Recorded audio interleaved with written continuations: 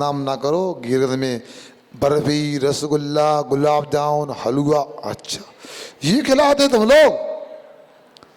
भैया ऐसा ना करो, वे जावे को नाम ना लेवे, ऐसा ना हो। फिर भी कोई बात नहीं, अब खाने वाले राजी, खिलाने वाले राजी, हम क्यों मने काछी।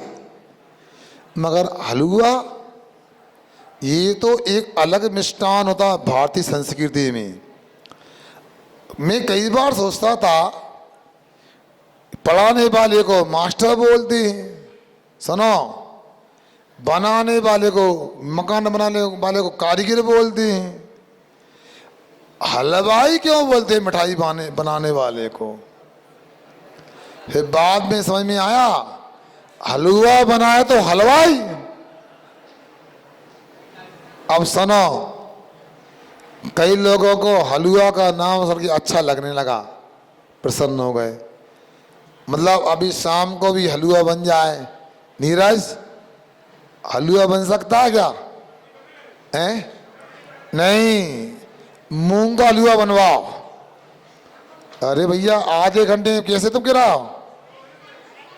क्या लोगों तो हम क्या बोल रहे, सुनाओ, उत्तम तबका देने हैं आपको, इसलिए बोल रहे। हलवा कैसे बनता है? आटा नहीं, आप बताओ क्या क्या होता है? क्या? शक्कर, घी और बनाना नहीं आता? तुम बताओ, बताओ जल्दी से।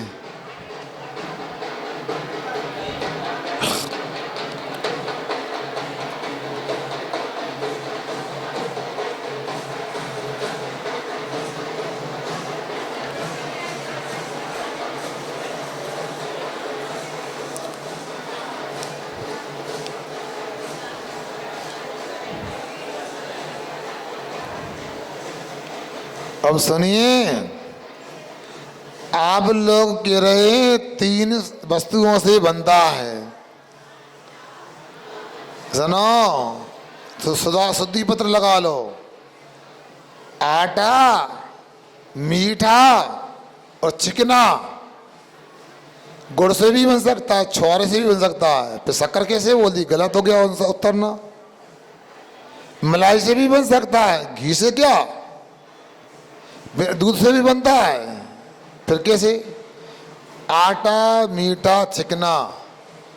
अब देखो, एक प्लेट में आटा रख दें, एक में मीठा रख दें, एक में चिकना पदार्थ रख दें, खाओ भैया शुभम, तीनों मिला लो, हलवा खा लो। अरे यार, ये खड़े हो गए।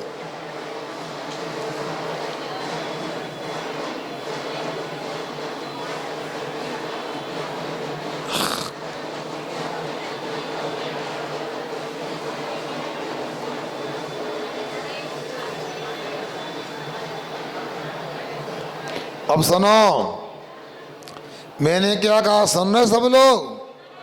खाने वाले खिलाने वालों, आटा दे दो, उसमें मीठा डाल दो और चिकना डाल दो और 1 चम्मच लगा दो, खाओ भैया। क्या हो गया? क्या हो गया? मैं मना क्यों कर रहा है? क्या होगा? हैं? एक ना विधि से नहीं बना, क्या करना? ऐसे हिला दें, हिला चम्मच से। क्या करना? अच्छा, अब समझ में आया। आटा हो, उसमें अकेला घी काम नहीं करेगा, मीठा भी काम नहीं करेगा। फिर क्या? उसको पहले चूल्हा जलाओ और चूल्हा जला के उस पे आटा रख दो। चूल्हे पे नहीं, पहले कढ़ाई रखो। देखो हमको ज़्यादा अनुभव नहीं है इसलिए बता रहे हैं, हम गलती करें तो क्षमा हो जाना, आप गलती ना करो, नहीं तो बाहर के लोग कहेंगे ये बताओ यहाँ की माता बहनों को इतना सा काम करना भी नहीं आता। चूल्हे पे क्या रखना? कढ़ाई रखना, एल्यूमिनियम की ना, काय की आप देख लो, हम तो रोज देख रहे हैं, ऐसा लग रहा है हमारी आवाज़ या तो आपको समझ में नहीं आती, सुनने में नहीं आती, या आप लोग रुई लगा के कान में आते हो और टेप लगा लेते हो तो सुन नहीं पाते। हम तो कह रहे हैं आपको एल्यूमिनियम तो कैंसर का कारण होता है। मूल बात कर रहा हूँ, कढ़ाई रख दी, कढ़ाई पे आटा डाल दी कढ़ाई में, अब क्या करना है? जल्दी न करो, पहले गरम कढ़ाई को होने दो, कढ़ाई को तपने दो, कढ़ाई तभी, अब घी डालो, अब सिकने दो, फिर उसमें क्या डालो? कौन ने बोला है? क्या डालना? एक प्रदीप ने डाला, मिटा दिया हलवा पूरा, छिकटा बना दिया। अरे शक्कर नहीं डालना, सीरा डालना, घोल के उसको रवादार बन जाएगा वो। अब सुनो, आटा मीठा चिकना तो पहले से ही था, ये हलवा का रूप कैसे हो गया, कमाल कैसे हो गया? ये सब तब की महिमा है।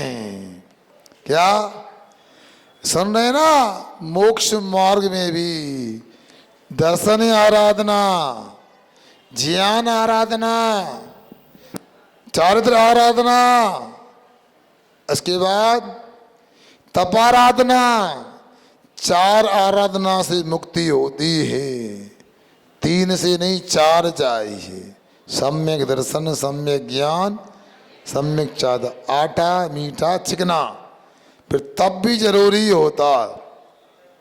रत्नात्रय तो कल उत्तम संयम के दिन हो गया, संयम धारण कर लिया, अब अपने को तपाना भी है। और भाई रस्सी से उतरे और पहुंच गए भाई गुरु के पास। जहां तक मुझे याद है भाई जहाँ गए और वहाँ जाकर के जो दिगंबर मुनिया जंगल में थे, पंचमुष्टि के सुलोचन किया और दिगंबरी दीक्षा अंगीकार कर ली।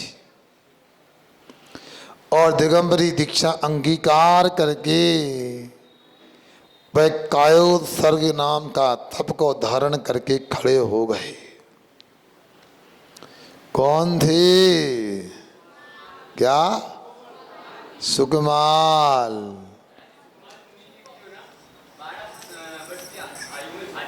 सुनो,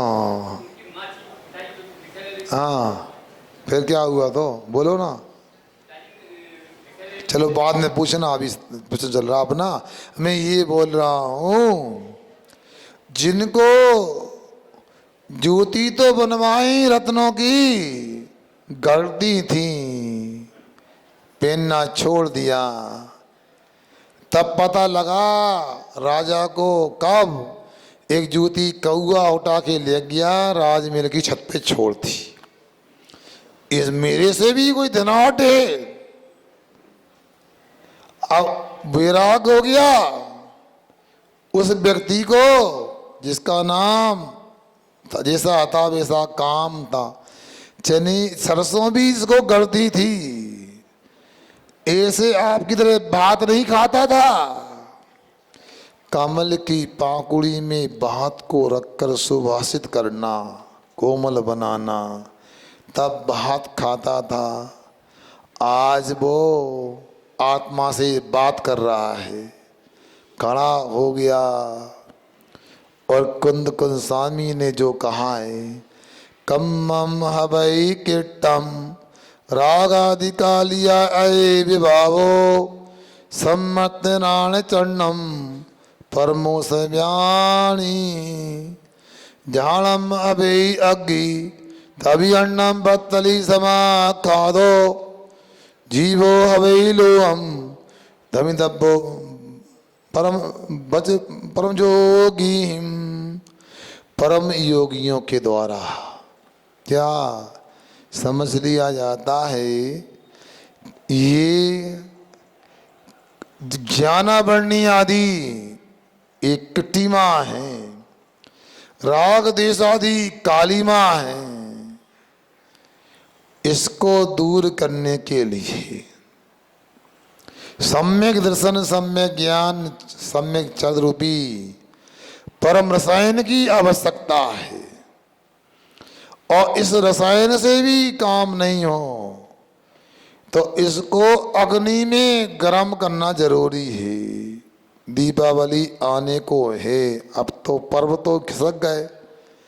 दिवाली के पहले बैठक वगैरह के कपड़े वगैरह होते हैं, गद्दे वगैरह के, वो साल भर वापरते तो काले हो जाते हैं, वो उस घर में धोना संभव नहीं होता तो क्या करते हैं आप लोग?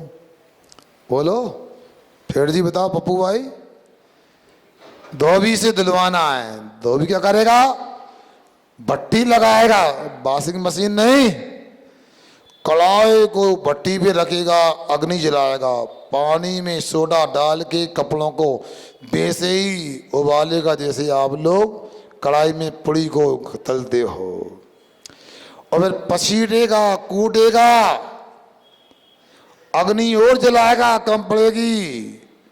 बेसाई आचार्य के देहें उत्तम तप का दिन है और मुनि महाराज धोबी की तरह है। कौन है ये? आप लोग तो जैन हो, महाराज कौन है? धोबी हैं और ध्यान रूपी अग्नि जलाते हैं। आत्मा रूपी कपड़े को गर्म करने के लिए सम्यक दर्शन, सम्यक ज्ञान, सम्यक चल रूपी उसमें सोडा डालते हैं। सोडा होता है ना, आजकल मिलता नहीं मिलता, आजकल तो निरमा वगैरह, वॉशिंग पाउडर वगैरह जो भी है, पर्याय बदल गई, वो ही चीज है। अब सुनो, अब क्या करना? झाम हवई अग्नि तभी अन्नम भक्तली समक खा दो। तपस्सरण रूपी धोकनी से धोकते हैं। लोहे पीटा को देखा आपने? पहले पंखे नहीं आते थे, पहले वो ऐसी आती थी धोकनी हैं। तो भाई भक्तली समक खा दो तभी अन्नम, तप रूपी दो भाई बत्तली से, पंखे से भाई ध्यान की अग्नि को और तेज कर रहे, तीव्र कर रहे हैं और जीव रूपी लोहा उसमें गर्म हो रहा है। तब जाके ये विकार निकलता है। या जीव रूपी कपड़ा ले लें यहाँ पर, क्योंकि हमने धोबी का उदाहरण दिया आपको। ये तपस्सरण की बात कुंद कुंद स्वामी यहाँ पर कर रहे हैं। मगर उत्तम तप का दिन है, यहाँ बाल तप को नहीं लेना, शरीर को कष्ट देना यहाँ तप नहीं, यहाँ तो सम्यक तप की बात हो रही है। अपनी इच्छाओं को मारने के बाद जो चित्त एकाग्र होता है उस तपस्सन की बात हो रही है। हमारे यहाँ अनशन से तप प्रारंभ होता है। अनशन, अमोदर्य, व्रति प्रसंज्ञा, रस परित्याग, काय क्लेश, विविध संयम, काय क्लेश, फिर आगे प्रायश्चित, विनय, वैयाव्रत, स्वाध्याय, विसर्ग, ध्यान। 11 पूर्व के तपों का उपसंहार ध्यान में जाके होता है। इसलिए ध्यान की अपनी महिमा है, इसलिए सामयिक ध्यान करना जरूरी है, स्वाध्याय उससे पहले जरूरी है। तो यहाँ पर वो मुनि महाराज खड़े हो गए और खड़गासन से खड़े हैं और पूर्व की पर्याय में जिनको लात मारी थी, कौन को? भोजी को है, भाभी को। हाँ ठीक है। देखो आप लोग ध्यान से सुनो, यहाँ अपन समय काटने नहीं बेटे, कर्म काटने बेटे। उत्तम क्षमा का दिन निकल गया, मानता हूँ, क्षमा वाणी अभी दूर है, ये भी पक्का है। मगर आज ये सोचो, आज उत्तम तप के दिन ये क्या घटना सामने आई कि लात मारी और अपने ही परिवार के व्यक्ति ने, क्या हुआ? क्या सुनो, सीता और लक्ष्मण जी कोई पराये थोड़ी थे, एक तो ये माँ बेटे का संबंध कह सकते हैं, क्या सुना, माँ के बराबर होती है। बड़े भाई की पत्नी लात मार दी तो कोई बड़ी बात नहीं थी। बचपन में तो गोदी में बच्चे माँ को लात मारते ही रहते हैं, नहीं मारते बताओ? मारते हैं, मगर ये कैसी लात मारी, गठान लग गई, बेर बन गया, निदत्ति निकाचित कर्म हो गया, तस्से मस नहीं हुआ। इतनी तपस्या के बाद भी वो कैसा कर्म का उदय, ये सुकुमार तो मुनि महाराज बन गए और भाभी का जीव सियालनी बन गया। उसके बच्चे भी थे सियालनी के। देखो, जैसा माँ करती है वैसा बच्चा करता है। ये माताएं पाठशाला नहीं आएंगी, बच्चे कैसे आएंगे? इसलिए अंग्रेजी में कहा है, first teacher is parents, second parents is teacher. बच्चे के पहले शिक्षक कौन होते हैं, बोलो ना। हमको ज़्यादा अंग्रेजी नहीं आती, हम तो गांव में हिंदी में पढ़े हैं, आप तो ज़्यादा पढ़े लिखे हो। क्या क्या बोला हमने अंग्रेजी में? पहले शिक्षक कौन है? बोल क्यों नहीं रहे? गलती भी करना, बोलना भी नहीं बता। पहले शिक्षक कौन और दूसरे माता पिता कौन? शिक्षक होते हैं। आपको यदि ये अंग्रेजी का वाक्य सेंटेंस यदि सही लग रहा हो, कसम खा के जाओ, बच्चे पाठशाला जाए नहीं जाए, हम जरूर पाठशाला जाएंगे। ताली थोड़ी सी बजी है, कहाँ से वो पता मुझे। ये ताली आपने नहीं बजाई, मैंने बजवाई है। अंदर में भावना उत्पन्न करो। अभी भी अपने बच्चे को सन्मार्ग दिखाना है, अपनी बच्ची को चंदन वाला बनवाना है, तो आज से सही 3 दिन बाद पाठशाला जाएंगे, कोई भी पढ़ा है। महिला पाठशाला में महिलाएं और पुरुष पाठशाला में नहीं बोलोगे हैं? देखो, हमसे मायाचारी करोगे, हम बड़े गुरु के छोटे शिष्य जरूर हैं। साधु हैं तो हमको भी गुरु तो मानते नहीं मानते। तो गुरु से कपट, मित्र से चोरी, या निर्धन या कोड़ी, और कोरी दो ही अनुप्रास निकाल लो। क्या बनना है तुमको? इसलिए मायाचारी न करियो। और जो कह रहे हैं, अभी तक हमने जो कहा गिरतगंज में, बताओ भैया हैं, कौन से पूछूं मैं? महेंद्र कुमार सो रहा है कि सुन रहा है? तो क्या बोल रहा है? हमने जो बोला हुआ कि नहीं? गलत तो नहीं हुआ, उल्टा तो नहीं हुआ, समाज को नीचे तो नहीं देखना पड़ा, दुकान में घाटा तो नहीं लग गया?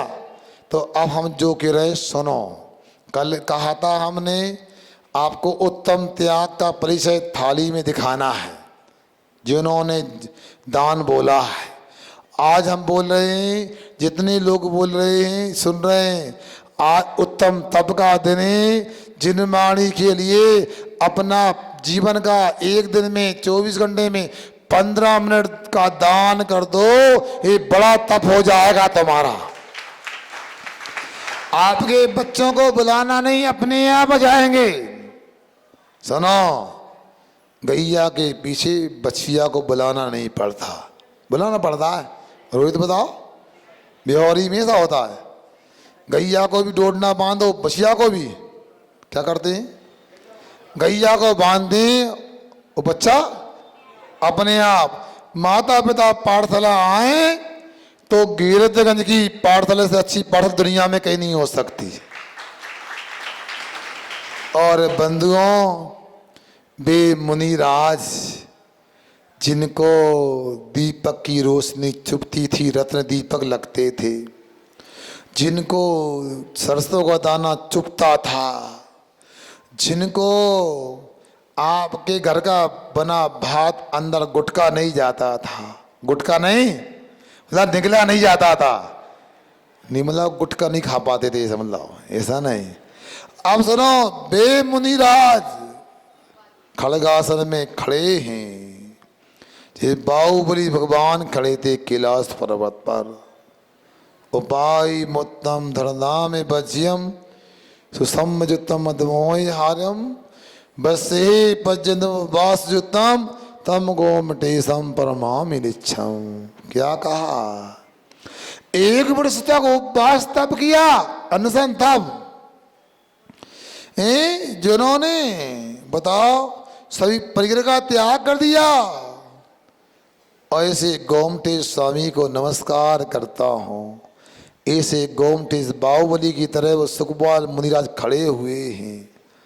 और देखो कैसा कर्म का संयोग, वो सियालनी भाभी का अजीब अपने बच्चों के साथ बच्चों के झुंड में आया और जिस पेड़ से लात मारी थी, सुन रहे नितिन कुमार, देखो कैसा बदला, कैसी गठान बेर की। आपस में अभी भी अपन लोग 7 दिन निकल गए, कार्यक्रम नहीं मना कि कब क्षमावाणी मनाना है। अब कमेटी वाले का महाराज कितनी बार माइक से बोला तो बंदों का प्रोग्राम, जुलूस निकलना है, नाश्ता होना है, ऐसे कार्यक्रम बनता है। अंदर में बनाओ अपना अपना, हमारी कितने लोगों से बुराई थी लिस्ट बनाओ, और बड़े हैं तो उनके सबसे पहले पांव छुएंगे, हैं उनका आशीर्वाद लेंगे, और छोटे हैं उनको क्षमा करेंगे, क्षमा मांगेंगे, और वक्त आएगा तो खाएंगे भी, उनसे उनको खिलाएंगे भी। ये क्षमा वाणी होती है शेखर चंद जी। ये लेटर पेट पे प्रोग्राम ना बनाओ, मना नहीं, और यदि नहीं बनाओगे तो इस सुकुमार मुनिराज को याद रखो, जिस पैर से लात मारी थी उसी पैर का चयन किया सियालनी ने। धीरे धीरे, इसे आप लोग मोबाइल देख के रोटी खाते हो ना, चुकते हो एक एक चावल, ऐसे सियालनी भी धीरे धीरे मुनिराज के पिंडलियों का मांस खा रही, पंजों की हड्डी निकल आई, जंगा का मांस समाप्त हो गया, उसके बच्चे भी चाट रहे हैं खून को। और मुनिराज समसत बंधु भग्गो समसुई दुख पसंस निंद समो सब लोट कंचणों अपन जीवित मरने समो समणो। क्या दिगंबर मुद्रा है, धन्य है। ऐसे मुनिराज तो मैं नहीं बन पाया हूं, ऐसे मुनिराज को नमोस्तु जरूर करता हूं, आपको भी कर लेना चाहिए। सोचो क्या दृश्य होगा उत्तम तप का। हमको तो पता नहीं उसने जानबूझ के गाली दी थी, क्या मुंह से निकल गई, क्या किसी तीसरे को गाली दी गई थी, अपने को हमने घटा लिया, फिर भी क्षमा करने को तैयार नहीं, क्षमा मांगने को तैयार नहीं। यहाँ देखो देवर भोजाई का क्या प्रसंग रहा होगा। बुद्धिपूर्वक लात मारी कि द्वेष से मारी, क्या हंसी मजाक में मारी, मगर कैसी गठान लग गई। 3 दिन तक अपने पुत्रों के साथ सियालनी और मुनिराज का भक्षण करती रही। अब मुझे ये पता नहीं है ये सरवाड़ सिद्धि गए कि मोक्ष गए, अंताकृत केवली हुए हैं कि प्रागमन किया है। इतना अवश्य इन्होंने तप की पराकाष्ठा को छुआ है। आप लोगों को धूप लग रही होगी, मैं समझता हूँ, हैं उत्तम तप का दिन है। मेरी न सुनो तो सूर्य देवता की सुन लो, तप के बिना कल्याण नहीं होता। ये सूरज जो है ना, आज उत्तम तप के दिन आया है, इसको पहचानते हो? क्या है? आग का गोला नहीं, ये सूर्य बिंबे ज्योतिषी देवों में उपेंद्र इसको पद प्राप्त थे, वृतीन्द्र का पद प्राप्त थे। इसका विमान मूल में ठंडा होता है, इसकी प्रभा गर्म होती है। पहले इसको वैज्ञानिक लोग लोहे एक अग्नि का गोला मानते थे, मगर बाद में पता लगा लोहे का गोला नहीं होता है, ये तो अंदर में ठंडा होता है। और किसी वस्तु का संतुलन करना है तो उसके लिए ऐसा ही है, अंदर में वह शीतल और बाहर में प्रभा गरम। क्योंकि आतप नाम कर्म के उदय में ऐसा ही होता है जीव के साथ। इसलिए अनादि काल से आचार्य कहते हैं आतप नाम कर्म का उदय होने से सूर्य बिंब की प्रभा गर्म होती है, किरणें गर्म होती हैं, केंद्र में ठंडा होता है। उसी प्रकार मुनिराज सुकुमाल मुनिराज को याद करो। बाहर में वह श्यालनी शरीर का भक्षण कर रही है। हमको आपको देखे गुस्सा आएगा कि श्यालनी ऐसा कर रही है, दुष्टा। और अंदर से मुनिराज बड़े शीतल है, समता भाव की परिणति चल रही है। शत्रु मित्र में समान भाव होता है, सुख दुख में समान भाव होता है, निंदा प्रशंसा में कोई फर्क नहीं है। खेत की पीली मिट्टी और सोने की गिट्टी में कोई अंतर नहीं। और जीवन हो या मरण, क्या होगा क्या लगता है। आचार्य महाराज अपने शरीर का त्याग करके गए, बीमारी थी समाधि की। अब तो ये लगता क्या है, कपड़ा फट जाता है उतार के फेंक देते हैं, तो चिंता की बात ही नहीं। बीमारी कोई भी हो, तैयारी अच्छी करो। शरीर में कोई भी रोग हो, डरने की कतई आवश्यकता नहीं। आप तप करना प्रारंभ करो। समाचार पत्र में पढ़ा था, यदि सप्ताह में एक दिन भी कोई अनशन तप करता है, जलपान भी नहीं करता है, ऐसा जैन दर्शन में उपवास करने बताया है, ऐसा उपवास करता है, उसके शरीर में कैंसर जैसी भयानक बीमारी की संभावना नगण्य हो जाती है, होती नहीं। तप की महिमा है। कल मैंने बताया था रामडे की वो घटना पुनः ताजा कर लो। एक थापड़ खेड़ा का कोई कृमि समाज का भाई आया था, कैंसर हो गया। आस्था थी आचार्य महाराज के प्रति। आचार्य श्री जी डॉक्टरों ने कहा है इनकी उम्र 6 महीना बची है, और उन्होंने कहा कोई इलाज नहीं, दवाई नहीं, भगवान का नाम सुनाओ। हमारे तो आप ही भगवान हो, आप ही सुनाओ का कहने हैं। आचार्य महाराज ने बड़े प्रेम से मधुर शब्दों में संबोधन किया। सुन रहे हो?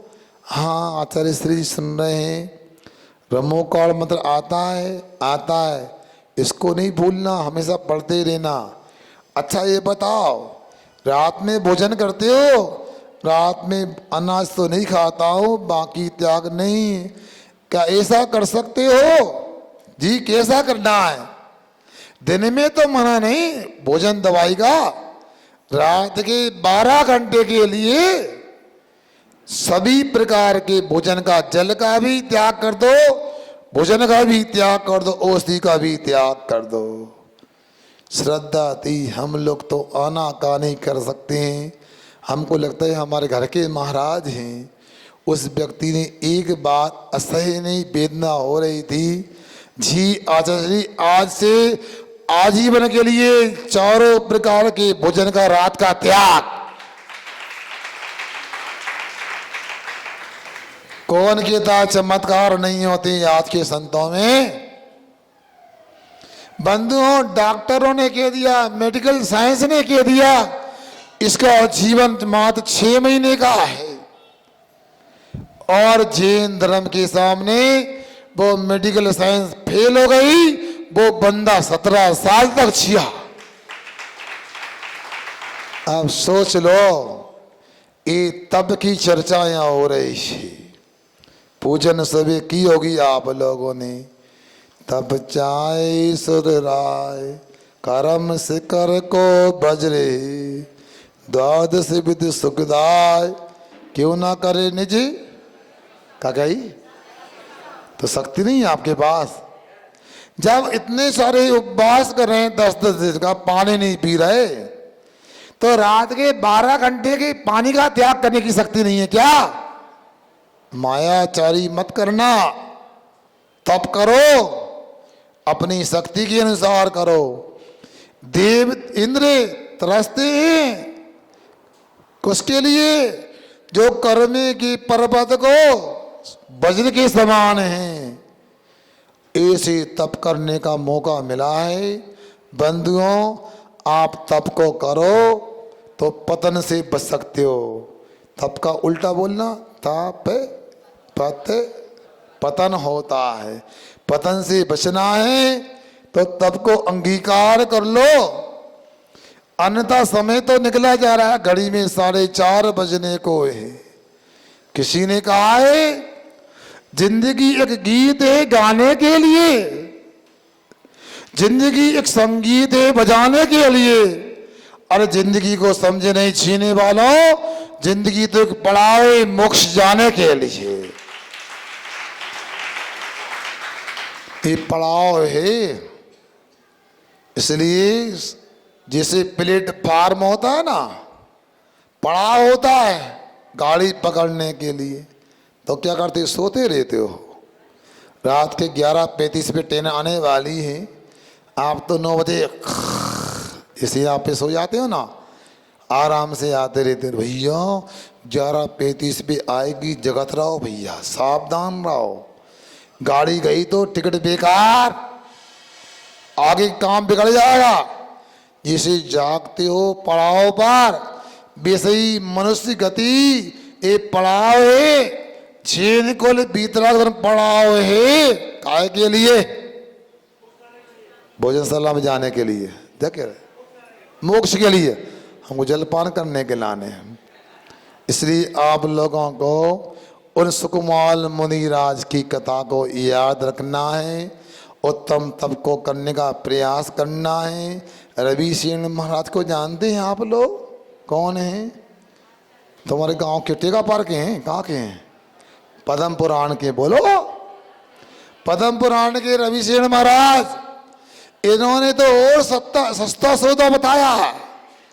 यदि आप 12 घंटे का रात के पानी का त्याग नहीं भी कर सकते हो, करोगे तो 1 वर्ष में 6 महीने के उपवास का फल मिलेगा। कल पंडित जी बोल रहे थे ना, जो 12 घंटे का पानी का त्याग करता है, आधी जिंदगी का, 100 वर्ष की जिंदगी है, 50 साल के उपवास का फल मिलता। वो ही गलती यहाँ पर है। यदि आप 12 घंटे का त्याग नहीं कर सकते, 8 घंटे का भी जल का त्याग करते हो, 1 वर्ष में 4 महीने के उपवास का फल मिलेगा। सुन रहे आप? बोलो। मैं त्याग नहीं करा रहा हूं, आज तप की बात है। पहले तप लो, विकार निकल जाए,